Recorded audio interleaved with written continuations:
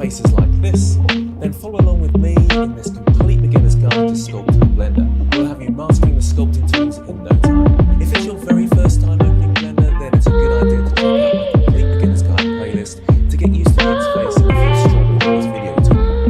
That's worth mentioning before we start that I'm using a display tablet, so I can draw on my screen, and it's nice and easy. You can also use a basic graphics tablet like this that doesn't have a screen. It's just a little bit more awkward to use, but still very effective. You can also use a mouse, it's just much easier with a tablet, but you can still get some really good results. The pen that comes with a tablet should have buttons, and you'll want to set the first button 1 to with a mouse button. That way you can easily move around your object. If you have 2 buttons, then you'll want to set the second one to right click. That's what I use the most, but I hardly use that, to be honest. So let's get started making our face. So when you first open Blender, you'll see a screen like this, and you've got new file options down the left hand side here. And for most people, they'll start off with the general scene, but I just want to quickly show you that there is a sculpting option as well. Don't follow along with this, but if I open that up, you'll see that you're straight into the sculpting workspace, and there's a sphere here that we can start sculpting on. However, I don't recommend that for beginners, so we're going to start with just the general file. I've turned on my shortcut keys down the bottom corner here, and I'm on Blender 3.6. And one thing that's helpful for you to see what I'm doing is to make my 3D viewport a little bit bigger, and I can overtake this timeline at the bottom.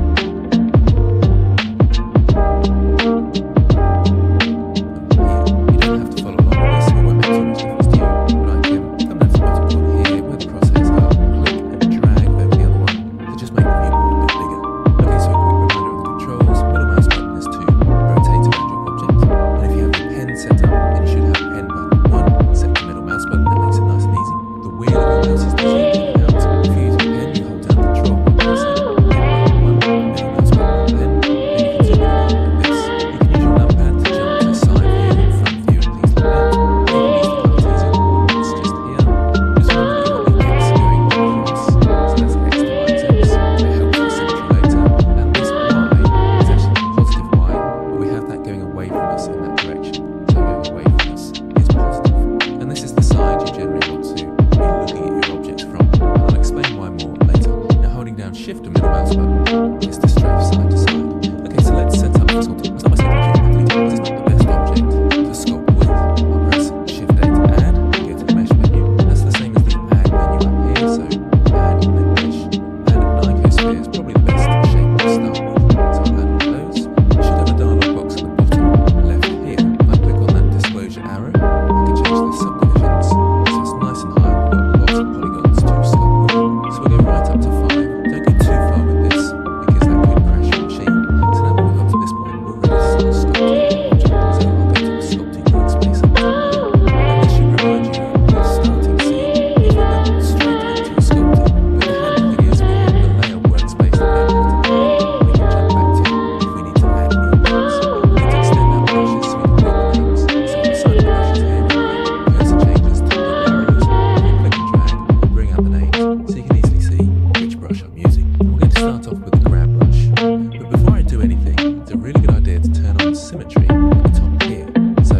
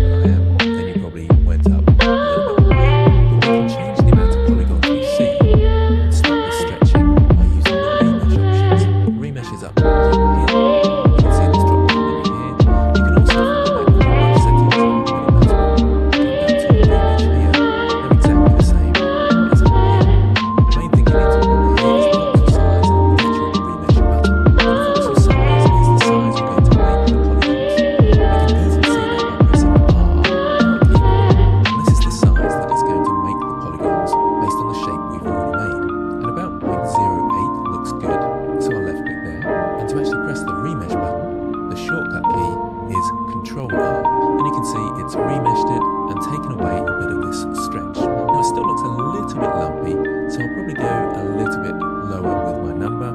So I'll press R again, go a little bit lower to 0.07. It can be fairly rough, it doesn't have to be pale. And Control R, and that's about right for the amount of detail we need at the moment. Now one thing that may help you, if I go up to overlays here, click on this drop down and turn on statistics, you can see the amount of faces you want in your scene. Now I've got a fairly powerful machine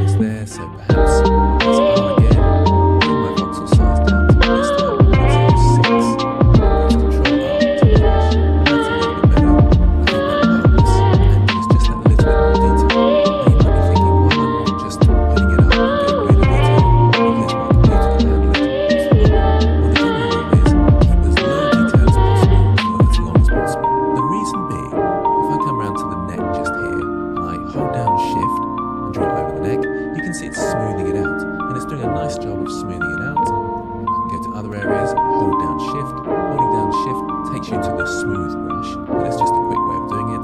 So hold down shift and I can smooth out that area there, for example. What the smooth brush does, it takes your polygons and kind of evens them out. If I have lots and lots of fine polygons, it makes a big difference with the smooth brush and how much of the shape it moves around. And in the early stages, you want your smooth brush to be quite influential, so you keep the polygons nice and big to start. Okay, so there's the start of my nose. In fact, I'll just take the bridge of the nose in a little bit there. That looks a little bit better. And once we've got this point, we see a bit of stretching, so we can press Ctrl R to create that remesh again. And we can see a little bit of blockiness there, so perhaps I'll press it. That looks a little bit better. And once we've got this point, we see a bit of stretching, so we can press Ctrl R to create that remesh again. And we can